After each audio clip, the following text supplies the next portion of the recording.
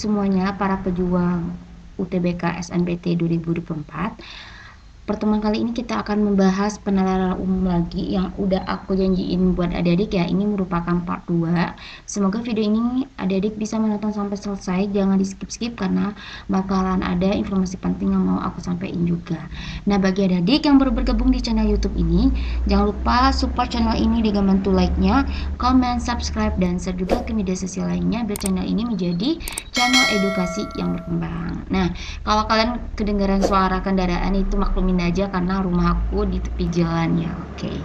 Nah, sebelum masuk ke pembahasan, ini beberapa yang ada yang nanya-nanya, silahkan disimak aja ya. Kalau misalnya kalau kalian butuh buku ujian menghadapi SNBT 2024, itu ada 2 buku yang dimana bukunya tentang bank soal sama soal simulasi yang tahun 2023 sama 2024 udah lengkap sama full pembahasan pastinya ya.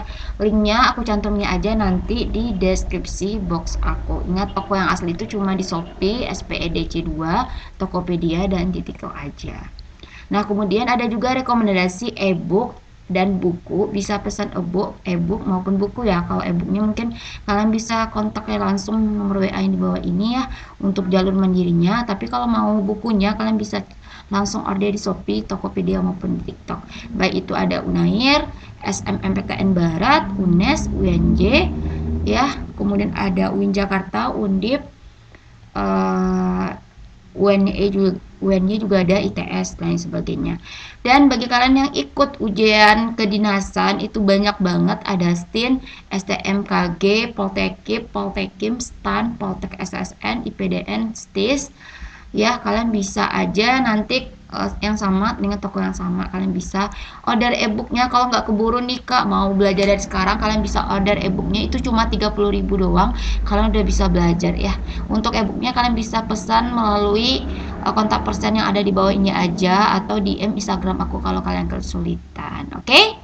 Nah, kita akan bahas soal tentang penalaran umum. Nah, ini aku bahas soalnya itu sesuai dengan kisi-kisi terbaru dari SNBT 2024 ya. Jadi soalnya itu emang udah masuk ke semua beberapa materi. Nah, kita bahas, tapi seperti biasa kalian jawab dulu, nanti di pause aja video aku baru dicocoki jawabannya ya, biar kalian terbiasa juga untuk terlatih untuk berpikir sendiri. Nah, kita baca dulu nih pertanyaan langsung nih. Berdasarkan informasi tersebut, manakah pernyataan yang pasti benar? Oke. Karena kita mencari pernyataan yang pasti benar, berarti kita baca dulu ya teksnya. Oke. Yang pertama itu adalah kadar gula yang tinggi dalam darah meningkatkan risiko penyakit kardiovaskular. Nah, upaya untuk mencegah peningkatan kadar gula dalam darah adalah dapat dicegah dengan diet karbohidrat. Risiko terjadinya penyakit kardiovaskular ini dapat berkurang jika konsumsi atau jumlah karbohidratnya itu ya dapat dikendalikan ya. Kadar gula yang tinggi itu penyebabnya penyakit ini. Oke, ini udah dapat ya bahwa intisari dari pembahasan ini tentang apa. Jadi kalian harus memahami teksnya dulu nih, baru bisa kita mengeliminasi setiap jawaban yang ada kayak gitu. Yang pertama, menerapkan diet karbohidrat dapat meningkatkan kadar gula darah. Tidak ya, malahan kadar gula darahnya makin turun. Jadi ini bukan jawabannya benar. Konsumsi karbohidrat dapat menurunkan kadar gula darah. Bukan, salah ya. Risiko penyakit diabetes berkurang jika diet karbohidrat diterapkan. Nah, ini ada di dalam teks ya. Pencegahan kadar gula dalam darah dicegah dengan diet karbohidrat. Jadi ketemu nih jawabannya langsung yang ini. Tapi kalau mau cek yang D juga bisa. Menerapkan diet karbohidrat masih memiliki risiko penyakit kardiovaskular. Ini nggak dibahas di dalam teks ya. Masihnya itu. Kemudian yang E, meningkatkan risiko penyakit kardiovaskular terjadi karena penerapan diet salah ya. Malahan dengan melakukan diet maka risiko penyakit itu dapat dicegah kayak gitu ya. Oke, maka jawaban lebih tepat adalah option C. Oke, mantap ya. Fokus ya adik. Next, kita lanjut ke soal nomor 2. Berdasarkan informasi tersebut, manakah yang pasti salah? Jadi, kita mencari kalimat yang salah. Oke, kita baca dulu. Buah bir dianggap sebagai buah yang memberikan manfaat karena memiliki kali. Jadi kandungannya di sini dibilangnya sangat tinggi. Mengkonsumsi buah bit terlalu banyak dapat memicu peningkatan seleksi oksalat yang berkontribusi pembentukan batu ginjal. Nah, untuk itu jika memiliki batu ginjal sebaiknya tidak mengkonsumsi buah bit secara berlebihan. Oke. Nah, sekarang kita baca nih ya pernyataannya lagi ya. Nah, pasti salah yang kita cari, kan? Buah bit banyak dikonsumsi karena memiliki kalori yang rendah. Ini benar karena ada di dalam teksnya. Kandungan oksalat pada buah bit menyebabkan batu ginjal. Ya benar karena di sini bilang ya peningkatan sereksi oksalat menimbulkan pembentukan batu ginjal. Oke. Kemudian kandungan buah bit berlebihan dapat menyebabkan gangguan pencernaan. Ya, kalau konsumsi secara berlebihan, konsumsi buah bit tidak akan menyebabkan gangguan pencernaan. Nah, ini yang pasti salah karena dia mengganggu pencernaan. Jadi jawabannya adalah option D. Lanjut ke soal nomor 3. Nah, ini kita mencari pernyataan mana sih yang memperlemah sama yang memperkuat. Kalau tidak memperlemah itu ada dua artian ya. Bisa jadi dia tidak memperlemah itu memperkuat atau tidak dibahas di dalam teks ya. Nah, ini wajib kalian isi semua ya guys ya. Oke, kita baca dulu soalnya. Jumlah pekerja yang berasal dari generasi milenial. Nah, jadi jumlah pekerjaan milenial itu semakin banyak ya. Ahli psikologi kerja menyebutkan bahwa pekerja milenial cenderung memiliki komitmen kerja yang organisasinya sangat rendah. Nah, jadi dia komitmennya kerjanya rendah. Oke, kita baca. Pekerja milenial sering berpindah-pindah tempat kerja. Nah, ini kemungkinan memang benar ya, jatuhnya dia tidak memperlemah. Kenapa? Karena kalau misalnya dia berpindah-pindah tempat kerja, artinya kan dia memiliki komitmen organisasi yang rendah ya. Jadi setiap satu saat dia selalu mencari pekerjaan lagi gitu. Pekerjaan milenial memberikan ide-ide terbaik untuk tempat kerjanya. Kalau dia memberikan ide yang terbaik, berarti dia nggak akan pindah kerja ya. Jadi ini memperlemah. Banyak pekerja milenial yang bekerja di perusahaan untuk jangka waktu yang lama. Ini salah ya. Kalau misalnya komitmen kerjanya rendah, berarti dia tidak mungkin ya. Mungkin berpindah-pindah terus, berpindah-pindah terus ya. Nah, banyak perusahaan mengapresiasi etos kerja. Nah, ini bertolak belakang karena kan dia komitmen kerjanya sangat rendah, berarti dia jatuhnya ke memperlemah juga nih gitu.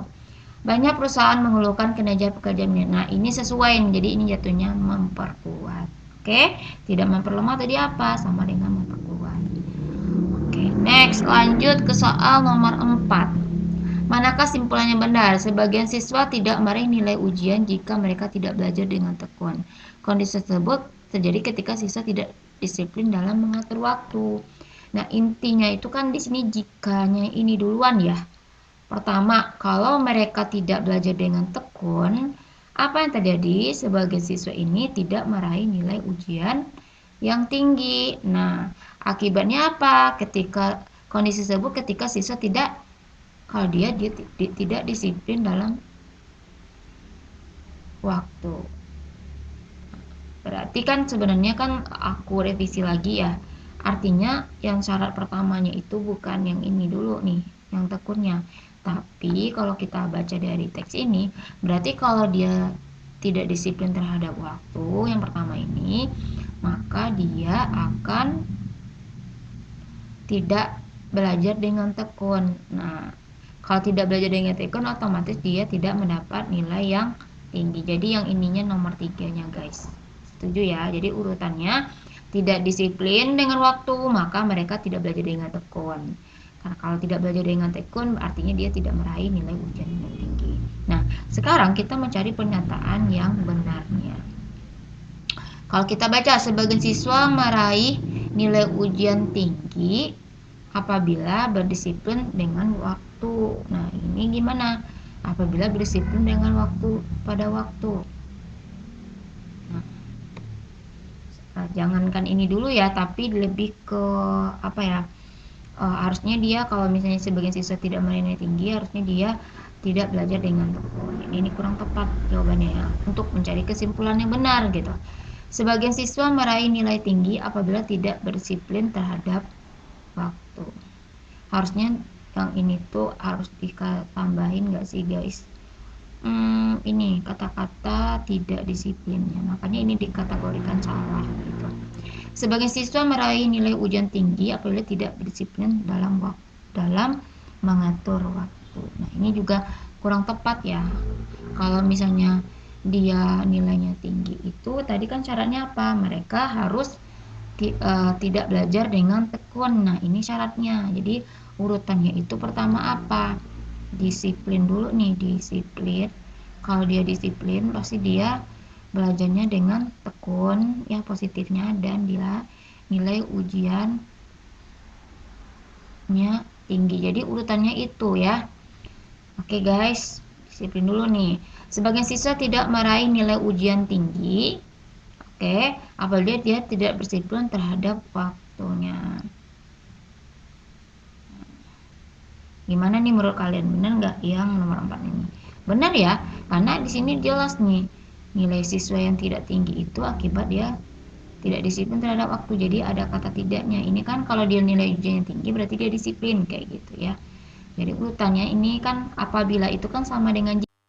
Apabila itu sama dengan jika. Maka apabilanya kita dahulukan dulu. Nah, siswa berdisiplin dalam mengatur waktu apabila sebagian siswa meraih nilai ujian tinggi. Terbalik ya, masa nilai ujian tinggi dulu nih baru dia disiplin waktu? Salah. Disiplin waktu dulu baru dia mendapat nilai yang tinggi. Jadi ini kebalik. Siswa tidak berdisiplin terhadap waktu apabila sebagian siswa meraih nilai salah nih. Apabila sebagian siswa tidak meraih nilai tinggi, tidak meraih nilai tinggi ya. Makanya jawaban lebih tepat adalah option C. Next, soal nomor 5. Nah, berdasarkan pernyataan di atas, manakah yang pernyataan yang pasti benar? Nah, kita baca dulu. Seorang mahasiswa X harus bekerja tambahan setelah pulang kuliah. Pekerja tambahan tersebut menyebabkan waktu bekerjanya berkurang. Nah, meskipun X hanya bekerja di waktu malam, perkuliahan tetap terganggu karena waktu belajarnya kurang. Jadi, apa yang kita lihat di sini, kalau dia bekerja tambahan dia ya. Bekerja tambahan efek sampingnya apa? Waktu belajar berkurang. Nah, jadi ini urutannya gini, berkurang. Kalau waktu belajarnya berkurang gimana? Perkuliahannya terganggu. Perkuliahan terganggu. Oke, kita cari dulu nih pernyataan yang pasti benarnya ya. X bekerja pada malam hari karena perkuliahannya terganggu. Salah ya, kurang tepat aja. Bukan dia dengan bekerja malam hari karena perkuliahannya terganggu, karena bekerja malam hari lah perkuliahannya terganggu gitu ya. Kebalik maksudnya itu. Perkuliahannya itu kan terganggu karena apa? Karena dia bekerja malam hari gitu guys ya. Pekerjaan tambahan menyebabkan perkuliahan X terganggu. Nah, ini benar nih. Kalau dia bekerja tambahan berarti perkuliahannya terganggu. Jadi caranya sih gampang aja kalau menarik kesimpulan kayak gini. Kalian baca dulu nih aluran urutannya. Siapa dulu nih? Nah, baru tahu gitu ya. Jam kerja di malam hari menyebabkan X menjadi pekerjaan tambahan. Ini nggak dibahas. X menjadi pekerja tambahan ketika jam bekerjanya berkurang. Salah. Waktu bekerja X berkurang ketika perkuliahannya terganggu. Salah, ini terbalik juga. Maka jawaban lebih tepat adalah option B. Kita lanjut ke soal nomor 6 ya. Manakah pernyataan berikut yang paling mungkin menjelaskan perbedaan kedua kondisi di atas? Ketika sering belajar di perpustakaan, siswa X mencapai hasil yang baik kalau dia bekerja di perpustakaan. Tapi kalau dia belajarnya cuma di rumah, hasilnya kurang optimal. Jadi kan ada pembandingan dengan antara perpustakaan dengan belajar di rumah gitu. Nah, kalau si X merasa lebih nyaman belajar di rumah daripada perpustakaan, ini menurut aku nih kurang tepat aja ya, bisa jadi. Cuma kan kalau dia nyaman belajar di rumah, harusnya kan nilainya lebih baik dong gitu ya. Makanya ini kurang tepat jawabannya. Siswa X sering terganggu kebiasaan di sekitar perpustakaan. Buktinya tidak. Kalau dia terganggu, ngapain dia belajar pustaka ya? Karena kan dengan belajar pustaka nilainya baik gitu. Sedangkan yang C, siswa X dapat berinteraksi dengan teman sebaya ketika belajar di rumah. Belum tentu juga gitu kan. Nah, kemudian selain buku pelajaran, perpustakaan juga menyediakan novel legendaris juga. Ini mungkin, tapi kurang tepat aja. Perpustakaan menyediakan lebih banyak buku perpustakaan. Jadi, yang mungkin yang paling apa ya menjadi perbedaan kedua kondisi tersebut karena nilainya lebih baik. Artinya apa? Kalau belajar di perpustakaan kan buku lebih banyak, sumbernya juga banyak, maka nilainya lebih baik. Nah, jadi kalian bisa mengambil apa namanya tuh kayak kesimpulan yang memungkinkan yang secara teoritis juga, jangan kayak ngasal kayak gitu ya. Oke, lanjut nomor 7. Nah, nomor 7 ini tentang penilaian kesimpulan ya, apakah dia memperkuat atau 5 gitu ya. Ini ada pakar menurut energi B sama B A. Walaupun ramah lingkungan, mobil listrik masih membutuhkan energi batu bara. Sedangkan yang B, penggunaan mobil listrik efektif mengurangi tingkat polusi udara. Oke, lanjut. Penggunaan mobil listrik masih belum meningkat karena harganya mahal. Nah, ini tentang penggunaan mobil listrik yang masih harga mahal. Kalau di sini kan mobil listriknya kurang efektif karena tingkat polusi udaranya. Jadi ini sama ini tuh nggak ada hubungannya dengan harga mahalnya itu tadi. Baik juga dengan mobil listrik membutuhkan energi batu bara. Jadi nggak ada hubungannya dengan baik pakar energi A maupun pakar energi B. Maka tidak relevan dengan pernyataan A maupun B kayak gitu guys, karena tidak berhubungan. Oke ya, kita lanjut ke soal nomor 8. Nah, soal nomor 8 ini, oke, dari kelima siswa tersebut manakah siswa yang paling berprestasi? Oke, kalau kita cek nilai akhir siswa berprestasi suatu sekolah ditentukan dengan menjumlahkan nilai pencapaian akademik dan keaktifan dalam kegiatan. Bobot nilai akademiknya ini 60%, sedangkan keaktifannya 40%. Nah, kalau misalnya kita mencari siswa yang berprestasi, ini kata kuncinya adalah kita lihat nilai tertinggi ya dalam kolom berbobot tertinggi yang menghasilkan nilai akhir tertinggi nantinya gitu kan. Nih, maka jawabannya ini ya kak sih, karena kan persentasenya lebih tinggi nih dibanding lain. Kalau ini kan perbedaan antara nilai keaktifannya antara sesama ini banding satu, beda satu, atau beda ini sama ini beda dua. Cuma kan kalau kita lihat dari persentasenya itu kan 60% lebih tinggi, maka kita lebih condong ke nilai akademiknya dibanding nilai keaktif. Bukan berarti kita nggak melihat nilai keaktifan, tapi persentase tertinggi di sini. Jadi lebih tepat jawabannya ini. Ya, cara cepatnya kayak gitu. Lanjut ke soal nomor 9. Di sini kita mencari ya manakah toko P yang memperoleh persentase keuntungan terbesar. Nah, persentase keuntungan atau K itu dapat kita lihat dengan cara apa? Pendapatan dikurangi dengan modal bagi modal kali 100%. Nah, kalau aku cek di sini tuh kan lebih tepat jawabannya lebih ke A nggak sih guys? Coba deh kita cek yang A. Yang A itu kan pendapatannya itu yang warnanya yang ini kan, yang orange. Itu ada 15 ya, dikurangi dengan 5. Nah, dibagi dengan 5 kali 100%. Nah, jadi ini 10 per 5 sama kali 100% adalah berapa? 15 kurang 5 aja 10 ya, 10 bagi 5 2 kali 100 ya, 200%an lah ya kira-kira gitu.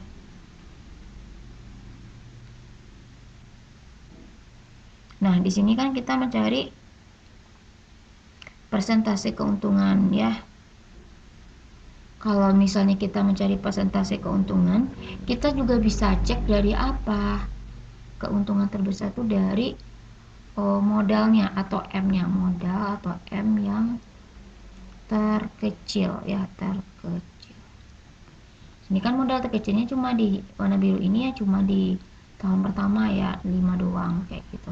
Maka jawabannya ini cara cepatnya aku saranin buat kalian kalau cari keuntungan itu kepanjangan sama yang ini ya. Di sini ada siswa perempuan mengunjungi perpustakaan selama 5 hari berturut-turut. Oke, kita tulis dulu perempuan. 16, 19, ya. Ada 24, 27 dan 32. Terus ada juga siswa laki-laki nih, ada 8, 8 lagi, 9, 11 dan 14. Nah, ini tuh kita tulis 8. Oke. Oke, jadi di sini tuh kata pertanyaan soalnya itu apa sih? Kita itu mencari tren kunjungan yang konstan. Berapakah jumlah siswa pengunjung? Nah, jumlah siswa pengunjung itu laki-laki tambah perempuan ya. Pada hari ke-6, ini kan hari pertama, kedua, ketiga, keempat, kelima. Nanti kita cari ke-6 di sini berapa. Ini juga sama. Ini 1, 2, 3, 4, 5. Kita juga cari ke-6 di sini berapa. Oke, coba kita cari sekarang ya.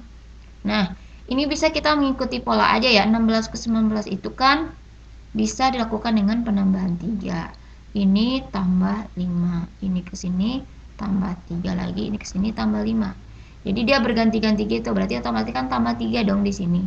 Kalau tambah 3 kan berarti dia 35 gitu. Terus 8 ke 8 itu tambah 0. Ini tambah 1, tambah 2, tambah 3. Otomatis di sini kan tambah 4 ya. 14 sama 4 berapa? 18. Oke. Jadi kalau kita jumlahkan antara laki-lakinya 18 ditambah perempuannya 35. Gitu. Tapi dia nggak nanyain jumlahnya ya, tapi lebih ke masing-masing. Oke, jadi jawabannya 18 dan 35. Tapi kan di sini urutannya 35 dulu ya. 35 baru 18. Oke. Jadi jawabannya adalah option B. Oke guys, sekian dulu untuk 10 soal PU-nya. Semoga pelajaran kita lebih asik lagi. Untuk part 3-nya ya, ditunggu part 3-nya. Bagi kalian yang mau order e-booknya bisa WA aja nomor kontaknya di bawah, atau mau order e-booknya bisa kunjungi TikTok, Tokopedia maupun di Shopee. Semoga video ini bermanfaat. Assalamualaikum warahmatullahi wabarakatuh. Dadah.